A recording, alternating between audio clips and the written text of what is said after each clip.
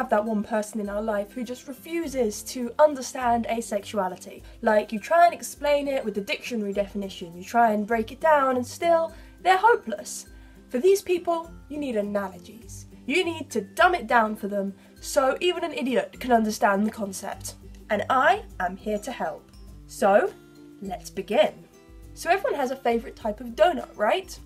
You have the people who are really into their jam donuts, and then you've got the people who like their donuts glazed. If you like jam donuts, you're heterosexual. Glazed donuts, you're gay. If you like both jam donuts and glazed donuts, then you're bisexual. And if you don't particularly like donuts, you're asexual. This is an analogy I used with a close friend when I first tried to explain my asexuality. But one problem I always have with this analogy is it kind of assumes there are two genders, the opposite to you and the same as you. And as most people know, it's much more complicated than that. Gender is a spectrum, dude. Although saying that, for the asexuality portion, it does work quite well. If you offer me cake or sex, I'm gonna pick cake.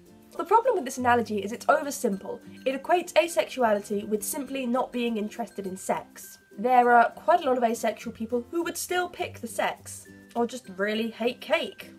Now let's say a romantic relationship is ice cream, and sexual attraction is the chocolate sauce you put on top. Some people will heap on the chocolate sauce. Some people will care more about the chocolate sauce than the ice cream itself. Some people just like their ice cream with a nice sprinkle on top, and some people don't have any chocolate sauce on top of their ice cream. In fact, never have chocolate sauce on top of their ice cream, have never experienced chocolate sauce in their life. These are asexual people. Okay, here's another. Say you live in a world where everyone eats meat, and you are a vegetarian, and you go to a restaurant and you try and explain to the waiter that you're a vegetarian, but all he does is offer you other kinds of meat that you might like. This is what it feels like trying to explain asexuality. This works pretty well as an analogy. I expect my main problem with it is that vegetarianism is a choice. Equating asexuality with a choice equates it with celibacy or abstinence, which, as you know, is not what asexuality is. Here are some quick ways to explain that you don't like sex. I don't play for any team. I like sex like I like homework. That's to say, I could do without it. Sex? Really? Good luck getting in my pants. People call me home cooked because I have no desire to eat out. Yeah, I'm really glad my parents weren't at home to hear me say that one. And the bonus, I am an excellent archer. I'm an ace. Arrow.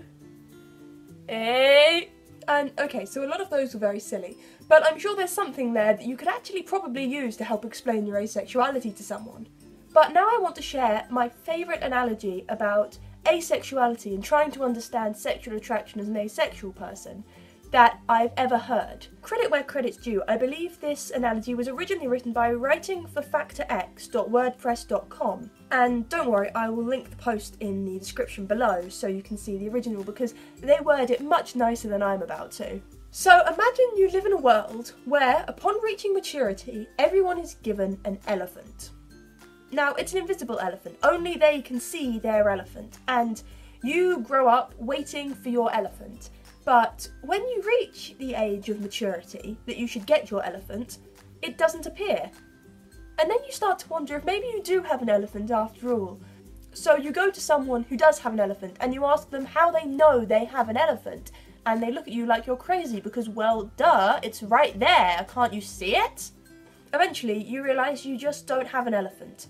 And you probably never will have an elephant. And on that note, I'm going to bring this video to a close.